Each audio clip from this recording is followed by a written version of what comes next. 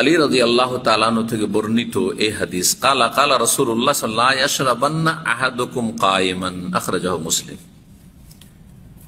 তিনি বলছেন যে রাসূলুল্লাহ সাল্লাল্লাহু আলাইহি ওয়াসাল্লাম বলেছেন, তোমাদের কোন ব্যক্তি যেন দাঁড়িয়ে পান না করে, দাঁড়িয়ে যেন পান না করে। নিষেধ করেছেন কে?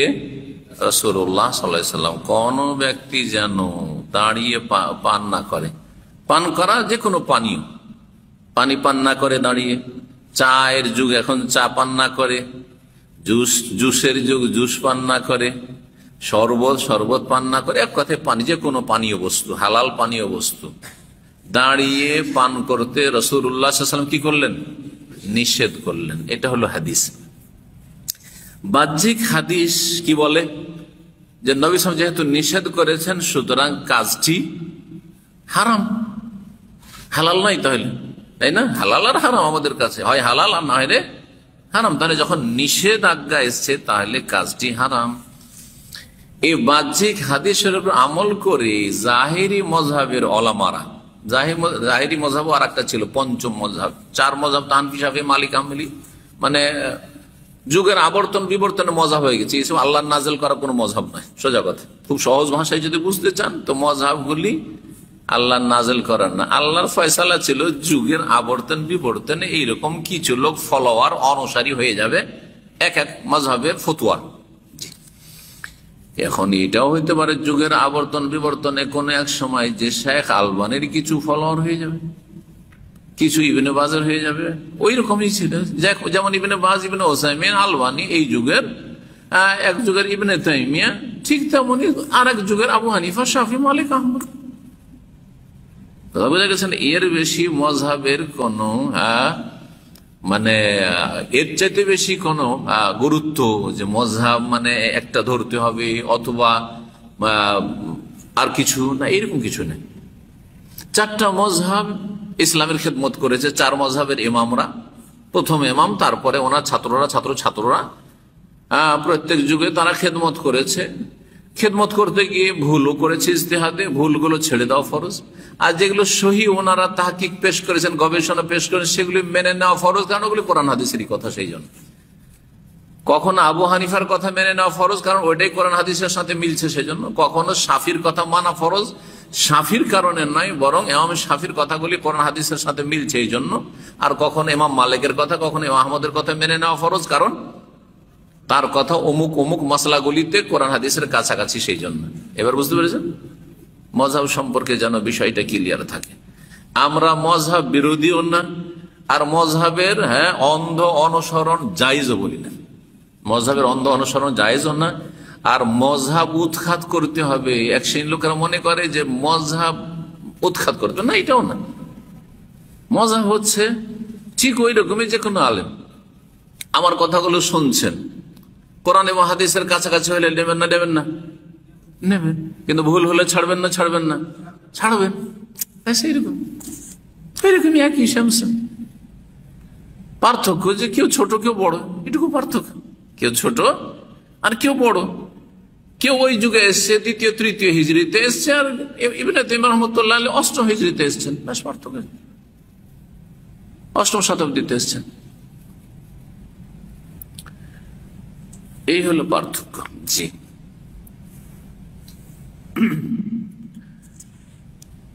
তো ইমাম দাউদ জাহিরি ছিলেন।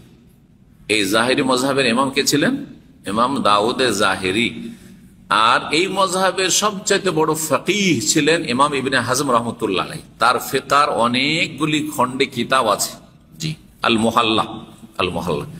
যেমন হানাফি মযহাবের হেদায়া সবচেয়ে বড় কিতাব, তেমনি জাহিরি মযহাবের আল মুহাল্লা সবচেয়ে বড় কিতাব।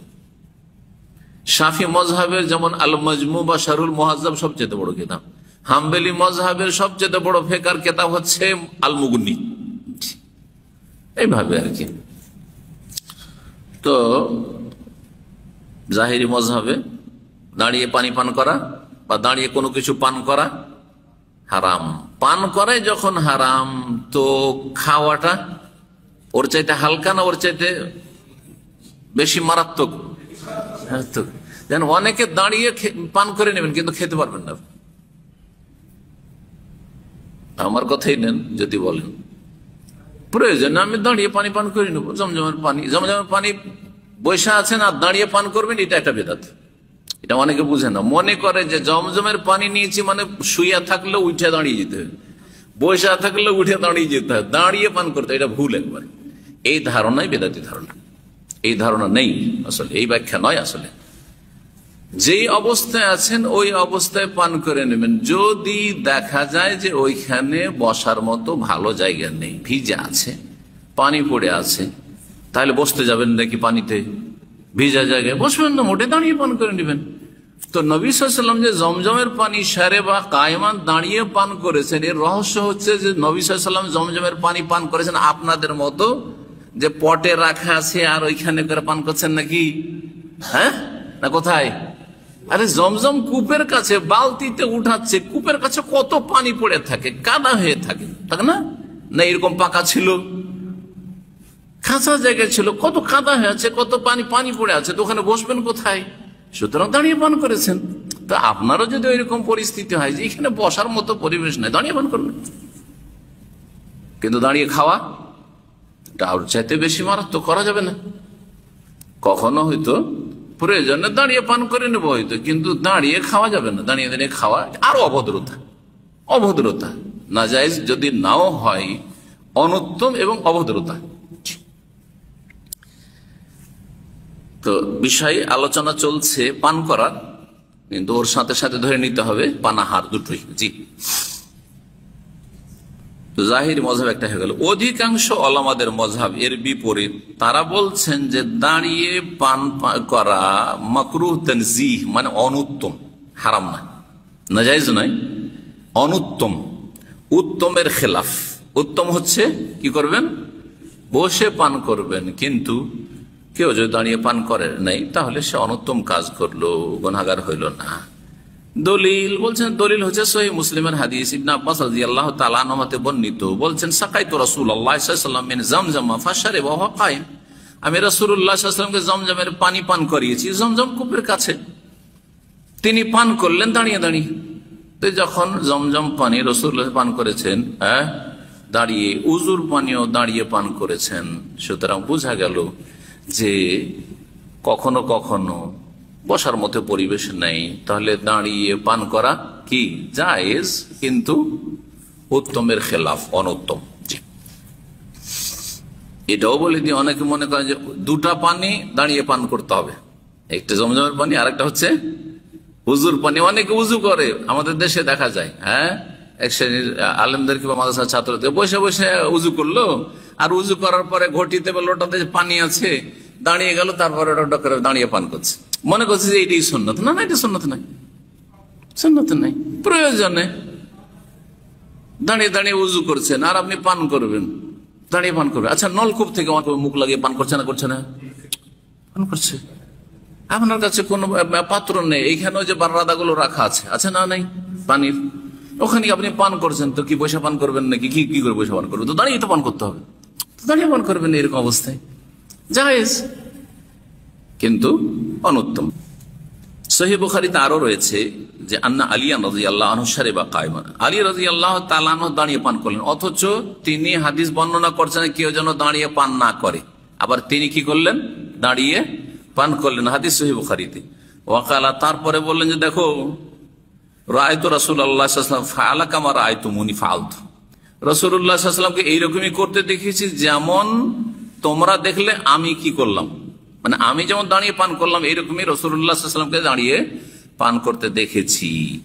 এর দ্বারা বোঝা গেল যে নিষেধাজ্ঞা হারামের জন্য নয়, বরং উত্তম কাজ করো, সেটা হচ্ছে বসে পান করো, কিন্তু যদি কেউ দাঁড়িয়ে পান করে না তো অনুত্তম হবে, জায়েজ। জি, এটাকে অন্য ভাষায় কি বলা হয়? মাকরুহ তানজিহ। জি, তানজিহ, তাহরিম নাই।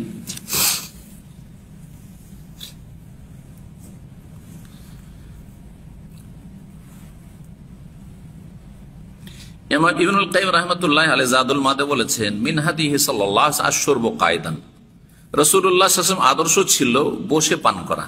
হাইসু কানা হাদিউল মউত, এটাই ছিল সাধারণ অবস্থা, নবী সাল্লাল্লাহু আলাইহি ওয়াসাল্লামের স্বাভাবিক অবস্থা কি, যে সর্বদা কি করতেন?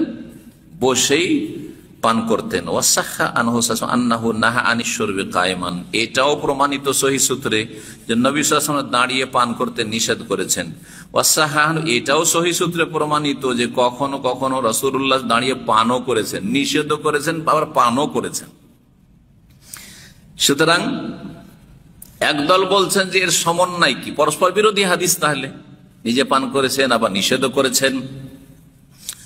তো বলছেন যে লা তারুযা বাইনাহুম আসলান, এতে কোন রকম বিরোধ নেই, এই হাদিসগুলিতে দ্বন্দ্ব নেই। আসলে উদ্দেশ্য হচ্ছে যে ফাইন্নামা শুরবু কায়মান লিল হাজাতে, প্রয়োজন হলে দাঁড়িয়ে পান করবেন, দাঁড়িয়ে পান করার যদি প্রয়োজন হয় তাহলে দাঁড়িয়ে পান করবেন। যেমন উদাহরণ দিলাম, টিউবওয়েলে মুখ লাগিয়ে আপনি এখানে বারাদাতে আপনি কি করছেন, মুখ লাগিয়ে গিয়ে আপনি পান করছেন, তাহলে দাঁড়িয়ে পান করতে হবে। অথবা আশেপাশে বসার মতো কোনো জায়গা নেই যে বসে আপনি পান করবেন, তাহলে কি করবেন, রাস্তাঘাটে কোথাও পান করছেন, ওই রাস্তাঘাটে আপনি বসে যাবেন, রাস্তার পাশে ফুটপাতে বসে পান করবেন, আরে দাঁড়িয়ে তো দাঁড়িয়ে পান করেন, অসুবিধা করে নিন, কোনো অসুবিধা নেই।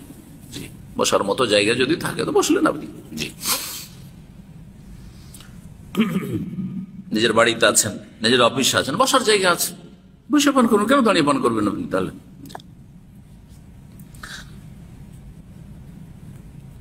এটা তাহলে একটি সমন্বয়। কি সমন্বয়? যে প্রয়োজন হলে দাঁড়িয়ে পান করবেন আর প্রয়োজন না হলে দাঁড়িয়ে পান করবেন না। এই জন্য নবী সাল্লাল্লাহু আলাইহি ওয়াসাল্লাম প্রয়োজনে দাঁড়িয়ে পান করেছেন, আবার নিষেধও করেছেন। তো নিষেধাজ্ঞা কিসের জন্য? আন্নাহিয়লিল কারাহাতি, অপছন্দনীয়।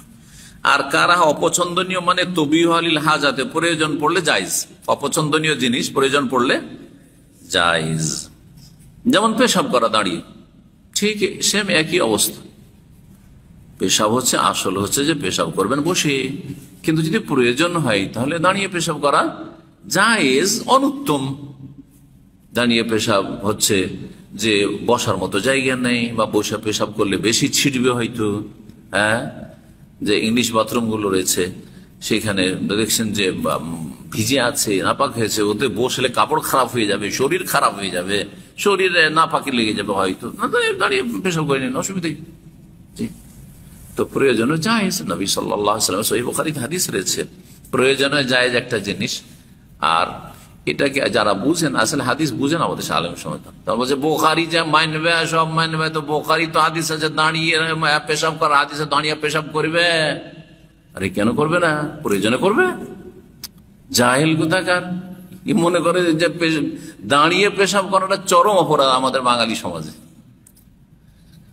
এক যুগে আমরা, এখন তো প্যান্ট দেখে দেখে অভ্যাস হয়ে গেছে, যখন প্রথম যুগে প্যান্ট আসলো, ইংরেজদের প্রভাবে প্যান্ট শার্ট আসলো, তার আগে তো আর বাঙালি জাতি প্যান্ট পরতো না। হ্যাঁ, যখন প্যান্ট আসলো সমাজে, স্কুল কলেজ থেকে কোথায়, গোটা গ্রামে একটা ছেলে হয়তো কলেজে পড়ে, কলেজ লেভেলে গেছে, না হলে সব এদিকে থেকে যায়, তো কলেজ থেকে আসলো প্যান্ট শার্ট পরে এসে, আরে সব ইহুদি নাসারার পোশাক পরে এসছে।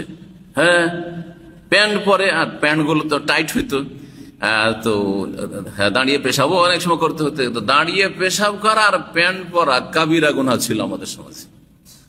ওইটাই থেকে গেছে বেদাতি সমাজের আলেমদের মগজে ঢুকে, হ্যাঁ, যে প্যান্ট শার্ট পরলে চরম অপরাধ করে দিল। বাঙালি সমাজে কেউ যদি খুতবাতে দাঁড়িয়ে যায় প্যান্ট পরে, খুতবা থেকে টেনে হেঁচড়ে নামিয়ে দিবে। কেরালাতে কোনো অসুবিধা নেই, হ্যাঁ, মাদ্রাজ তামিলনাড়ুতে কোনো অসুবিধা নাই, শ্রীলঙ্কায় কোনো অসুবিধা নাই, মালদ্বীপে থেকে আসলাম সব খুতবা দিচ্ছে প্যান্ট শার্ট পরে।